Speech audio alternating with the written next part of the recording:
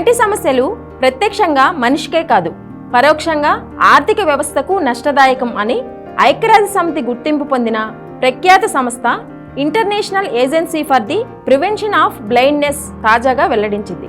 నివారించడానికి వీలున్న అంధత్వ సమస్యలను నిర్లక్ష్యం చేయడం వల్ల ప్రజల ఉత్పాదకత కుంటుపడుతున్నదని, దీంతో ఏటా దేశ ఆర్థిక వ్యవస్థకు 2.24 లక్షల కోట్ల నష్టం వాటిల్లుతున్నట్టు తేలింది.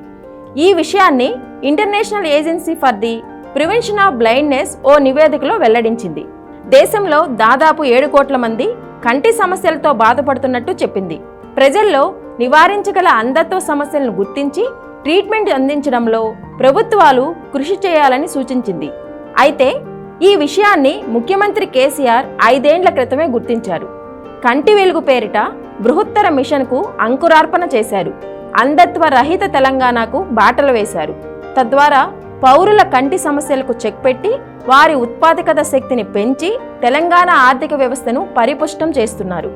నివారింపడానికి వీలున్న కంటి సమస్యలను పరిష్కరించడానికి తెలంగాణ ప్రభుత్వం కంటి వెలుగు పేరుతో 2018 ఆగస్టు 15న ఓ బృహత్తర కార్యక్రమాన్ని చేపట్టింది. అంధత్వ రహిత తెలంగాణ లక్ష్యంగా తొలి విడతలో 1.54 కోట్ల మందికి కంటి పరీక్షలు చేసి 44 లక్షల మందికి ఉచితంగా కంటి అద్దాలు పంపిణీ చేసింది. 2023 జనవరి 18న ప్రారంభించిన రెండో విడతలో 1.6 కోట్ల మందికి కంటి పరీక్షలు నిర్వహించి 40 లక్షల మందికి ఉచితంగా కంటి అద్దాలు ఇచ్చింది.